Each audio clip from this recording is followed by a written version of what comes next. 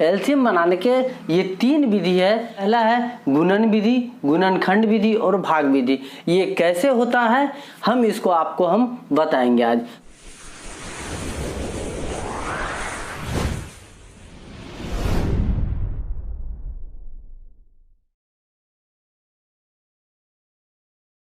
Hello guys, कैसे हो? आशा करता हूँ आप अच्छे होंगे। गैस आज के इस क्लास में हमने पिछले क्लास में आपको एलसीएम का बेसिक हमने आपको बताया था। इस क्लास में आपको एलसीएम बनाने के ये 3 विधि है, उस विधि को आपको हम, ये भी एक बेसिक का ही हिस्सा है, इसे हम आपको बताने वाले हैं। पहला है गुणन विधि, गुणनखंड विधि और भाग विधि। ये कैसे होता है हम इसको आपको हम बताएंगे आज। तो चलिए गाइस हमारे साथ बने रहिए। इसी टाइप का आपको अगर क्लास चाहिए तो हमारे वीडियो के नीचे जो सब्सक्राइब बटन है उसे प्रेस कर लीजिए, साथ में बेल आइकन भी दबा दीजिए ताकि जो भी वीडियो अपलोड की जाएगी उसका नोटिफिकेशन आप तक मिलती रहेगी। तो चलिए गाइस समय न बिताते हुए हम आपको 3 विधि जो है उसको हम बता देते हैं। गाइस तीनों विधि को हम एक ही क्वेश्चन से बताएंगे, उसको हम ले लेते हैं। क्या ले लेते हैं? 4, 8 और 12। इसी से हम आपको तीनों विधि एक एक करके आपको बताएंगे। तो सबसे पहले बात करते हैं गुणन विधि। तो गुणन विधि को बताने से पहले हमने पिछले क्लास में इसके बेसिक में ही हमने आपको कुछ जानकारी गुणन विधि का दे दिया था, जिसे गुणन विधि को ही क्या बोलते हैं? अपवर्त विधि भी बोलते हैं या अपवर्त बोलते हैं। तो गाइस सबसे पहले बात करते हैं गुणन विधि। गुणन विधि के लिए क्या करना पड़ता है? 4, 8 और 12। इसका 4, 8, 12 का एलसीएम निकालेंगे कौन सी विधि से? गुणन विधि से। तो गुणन विधि के लिए हमने पिछले क्लास में बताया था गुणन का मतलब क्या होता है?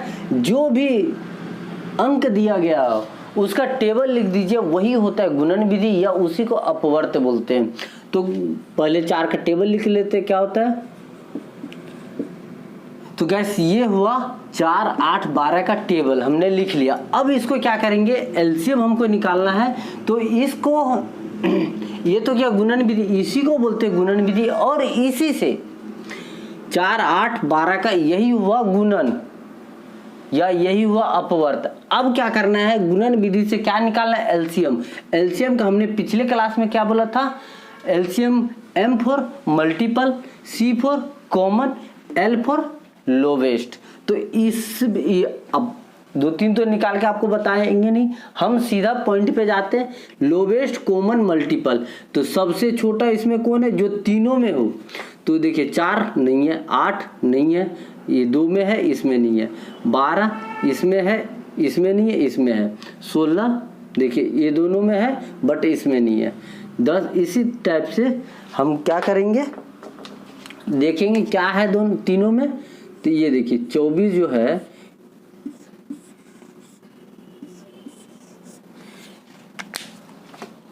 क्या है? तीनों में है और उससे पहले कोई अंक भी तीनों में नहीं है।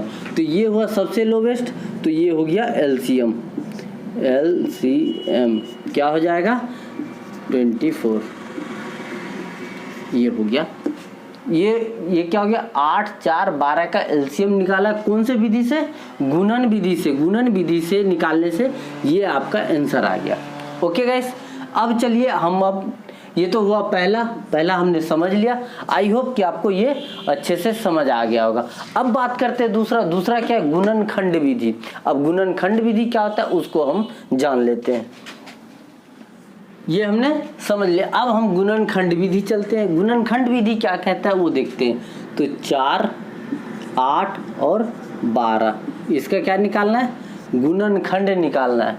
गुणनखंड कैसे निकालते हैं? जो भी है उसको ब्रेक कर देंगे जितने पार्ट में हो सके। तो 2 को हम इस टाइप से लिख सकते हैं, 4 को हम इस टाइप से, 4 को हम इस टाइप से लिख सकते हैं, 2 गुणित 2 लिख सकते हैं, 2 दूनी 4। अब 8 को हम इस टाइप से लिख सकते हैं, 2 गुणित 2 गुणित 2, 2 दूनी 4, 4 दूनी 8 लिख सकते हैं। अब बात करते हैं 12 को। 12 को कैसे लिख सकते हैं? 2 दूनी 4 तिया 12। अब इसको और अगर जाएंगे तो थोड़ा और आगे चल जाते हैं। तो ये इसको हम इस टाइप से भी लिख सकते हैं। ओके, इसको हम इस टाइप से लिख सकते हैं। ओके, इसको हम क्या लिखेंगे, 2 गुणित 3 की घात 1, ऐसे लिख सकते हैं। अब एलसीएम का देखिए क्या होता है, एलसीएम ये कहता है कि मेरे को ज्यादा से ज्यादा अंक चाहिए। एलसीएम क्या कहता है, हमको ज्यादा से ज्यादा अंक चाहिए, कैसे भी हो लेकिन हमको ज्यादा चाहिए। तो देखिए अब इसमें देखते हैं कैसे एलसीएम क्या बोलता है, हमको ज्यादा से ज्यादा अंक चाहिए। तो देखिए 2 की घात 2, 2 की घात 3, यहाँ 2 की घात 2, तो सबसे ज्यादा क्या है 2 की घात 3, तो ये हम ले लिए 2 की घात 3। अब इसका काम खत्म, ये तीनों में से देख लिए कि सबसे ज्यादा घात कौन सा है, 2 की घात 3। अब इसके बाद देखते हैं क्या है, ये दिख रहा है 3 की घात 1, और कुछ है। इसका ये कहना है एलसीएम का, जितना मुझे अंक दो उतना ही मुझे कम है, तो जितना है सब हमको दे दो, और वो भी कौन सा, ऐसा अंक दो जो मैक्सिमम हो। यहाँ अगर कुछ नहीं, पिछले क्लास में हम ये पढ़े थे 0, इसका मतलब किसी भी संख्या के ऊपर 0 है तो उसका मान क्या हो जाता है, 1 हो जाता है। तो अगर हम इसको इस टाइप से भी अगर करके समझते हैं तो देखिए 3 की घात 0, 3 की घात 0, लेकिन यहाँ 3 की घात 1, मैक्सिमम क्या है 3 की घात 1, तो 3 की घात ले लिए 1। ये आपको समझाने के लिए था, ठीक है गाइस। अब इसको क्या करेंगे, ये इसको अगर मल्टीप्लाई करेंगे तो क्या हो जाएगा 8, इसको करेंगे 3 तो क्या हो जाएगा 8 3 24। ये आ गया एलसीएम। देखिए पिछले इसमें भी हमने क्या लाया था 24, अब हम क्या गुणनखंड विधि से लाए, गुणनखंड विधि से भी क्या आ गया 24। ठीक है गाइस, आई होप कि आपको गुणनखंड विधि भी आपको अच्छे से समझ आ गया होगा। अब हम बात करते हैं लास्ट भाग विधि। वो भाग विधि कैसे होता है वो भी आपको हम बता देते हैं जल्दी से। चलिए अब बात करते हैं भाग विधि। तो भाग विधि किसका किसका निकालना है, 4, 8 और 12। अब इसका हम भाग विधि कुछ इस टाइप से निकलता है।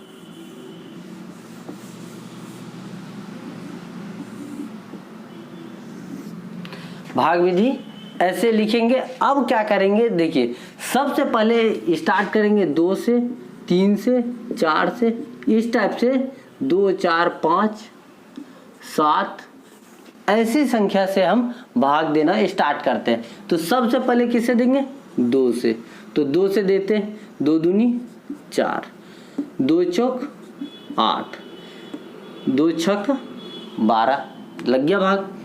फिर क्या करेंगे, फिर 2 से दे के देखते हैं, 2 एकम 2, 2 दूनी 4, 3 2 तिया 6।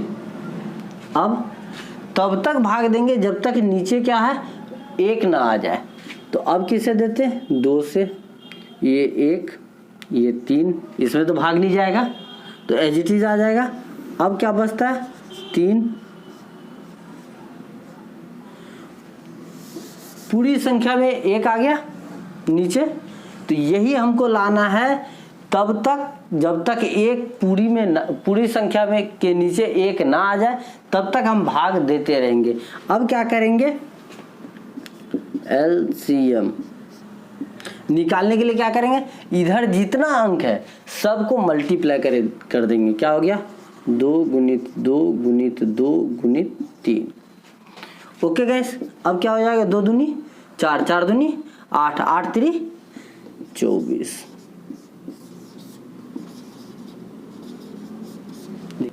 यही अंक क्या आ गया, भाग विधि से भी निकल गया। देखिए तीनों में सेम आंसर आ गया। गुणन विधि भी आपको हमने बता दिया, गुणनखंड विधि भी बता दिया, और भाग विधि भी। गाइस आई होप कि आपको ये तीनों विधि, गुणन विधि, गुणनखंड विधि और भाग विधि, ये आपको अच्छे से समझ आ गया होगा। अब आपको मेरे हिसाब से कि एलसीएम निकालने में कोई परेशानी नहीं होगा, चाहे क्वेश्चन गुणन विधि से बोले, चाहे क्वेश्चन गुणनखंड विधि से बोले, या चाहे क्वेश्चन बोले भाग विधि से एलसीएम निकालिए, तो आप उसे अच्छे से निकाल पाइएगा।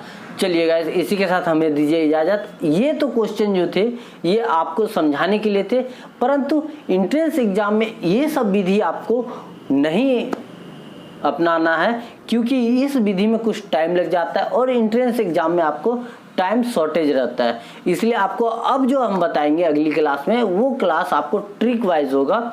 उसमें ट्रिक भी आपको हर क्लास में 2 से 3 आपको ट्रिक हम बताते हैं। तो इसी तरह से आपको आगे भी इसका ट्रिक वाली क्वेश्चन आपको हम बताएंगे। चलिए गाइस, इसी के साथ हमें दीजिए इजाजत। आपसे हम फिर मुलाकात करेंगे अगली क्लास में। तब तक के लिए जय हिंद, वंदे मातरम।